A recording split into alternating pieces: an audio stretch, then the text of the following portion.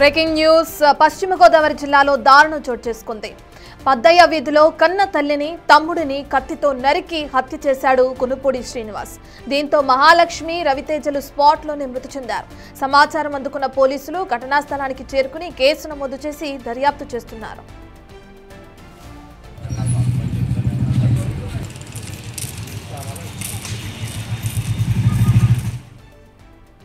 Right, ఇక మృతులకు సంబంధించిన పూర్తి డీటెయిల్స్ అందించడానికి ఏలూరు నుంచి మా ప్రతినిధి సాగర్ అందుబాటులో ఉన్నారు. సాగర్, మనం చూస్తున్నాం కన్న కొడుకే కసాయిగా మారి తల్లిని చంపేసిన ఘటన చోటు చేసుకోవటం. అయితే పోలీసుల విచారణలో ఎటువంటి విషయాలు తెరపైకి వస్తున్నాయి?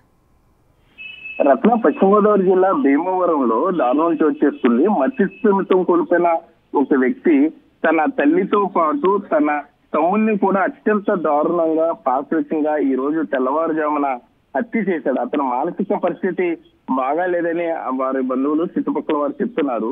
హత్య చేసిన తర్వాత అంటే భీమవరం సుంకర పద్దయ్య వీధిలో నివాసం ఉంటున్నటువంటి ఈ గునుపూడి శ్రీనివాస్ అనే వ్యక్తి తన తల్లి మహాలక్ష్మి తమ్ముడు రవితేజను కూడా తెల్లవారుజామున 4-4:30 ప్రాంతంలో హత్య చేసిన తర్వాత 112 అంటే పోలీస్ కంట్రోల్ రూమ్ కు ఫోన్ చేసి తల్లిని తమ్ముడిని చంపేశాను, ఎక్కడ లొంగిపోవాలి, ఏ పోలీస్ స్టేషన్ కి వెళ్ళమంటారు అంటూ కూడా కంట్రోల్ రూమ్ వాళ్ళని అడగడంతో వాళ్ళు కూడా షాక్ అయిన పరిస్థితి.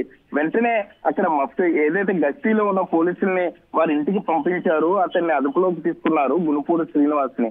కోవిడ్ సమయంలో గునుపూడి శ్రీనివాస్ తండ్రి మరణించడంతో అప్పటి నుండి అతను మానసిక పరిస్థితి సరిగా లేకపోవడంతో తల్లి అలాగే తమ్ముడు శ్రీనివాస్ ని బయటికి వెళ్ళొద్దు, బయటికి వెళ్ళి గొడవలు కొని తెచ్చుకోవద్దు, ఇంట్లోనే ఉండాలంటూ కొంత నచ్చ చెప్పే ప్రయత్నం చేశారు, కొంత మంచిగా జాగ్రత్తలు చెప్పే ప్రయత్నం చేశారు. అయితే ఇవి నచ్చలే శ్రీనివాస్ గత కొంతకాలంగా వారి మీద కోపాన్ని పెంచుకున్నాడు. ఆ కోపంతో తనని బయటికి వెళ్లకుండా అడ్డుకుంటున్నారు అనే కారణంతో అత్యంత దారుణంగా తల్లి మీద కత్తితో దాడి చేశాడు. అడ్డుకోబోయినటువంటి తమ్ముడు రవితేజను కూడా అదే కత్తితో నరికి చంపడం జరిగింది. శ్రీనివాస్ ప్రస్తుతం పోలీసుల అదుపులో ఉన్నాడు.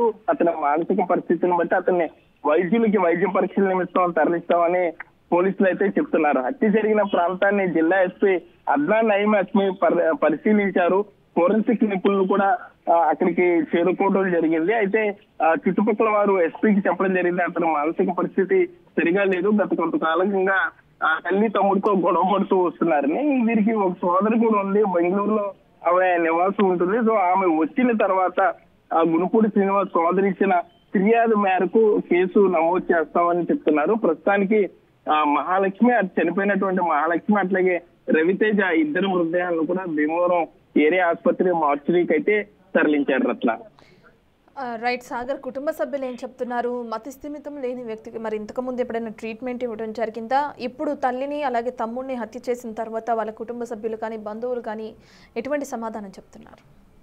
రత్న, గునుపూడి శ్రీనివాస్ మానసిక పరిస్థితి సరిగా లేదు అని అయితే బంధువులు చెప్తున్నారు. జిల్లా ఎస్పీ దృష్టికి కూడా ఇదే విషయాన్ని తీసుకువెళ్ళడం జరిగింది. అతను కొంత బయటికి వెళ్ళిన తర్వాత మార్కెట్ లో అందరితో గొడవ పడుతుంటాం, చిన్న విషయానికే ఘర్షణ పడుతుంటాం, ఆ గొడవలన్నీ కూడా మరలా ఇంటికి రావటం, కొంత అక్కడ డిస్టర్బ్ వాతావరణం ఉండటంతో అతని ఆరోగ్యాన్ని దృష్టిలో పెట్టుకుని తల్లి మహాలక్ష్మి తమ్ముడు రవితేజ కొంత అతన్ని కంట్రోల్ చేసే ప్రయత్నం చేశారు. ఆసుపత్రిలో చూపిస్తున్నామని చెప్తున్నారు. ఆసుపత్రికి సంబంధించి అక్కడ అతని వైద్య పరీక్షలు కూడా జరుగుతున్నాయని చెప్తున్నారు. అయితే కోవిడ్ తర్వాత అతను ఈ విధంగా కొంత డిప్రెషన్ లోకి వెళ్ళిపోవటం, స్నేహితులతో ఎక్కువగా కలవకపోవటం, వీటన్నిటికి కారణాల నేపథ్యంలో తల్లి తమ్ముడు అడ్డుకుంటున్నారు అనే ఆగ్రహంతోనే అతను ఈ హత్యలు చేసినట్లుగా అయితే మనకి సమాచారం అందుతుంది. అయితే అతనే మరలా చంపేసిన తర్వాత 112కి ఫోన్ చేయడం కానీ, అంటే ఒకవేళ శ్రీనివాస్ ముందు ఎవరితోన్నా మాట్లాడాడా, లేకపోతే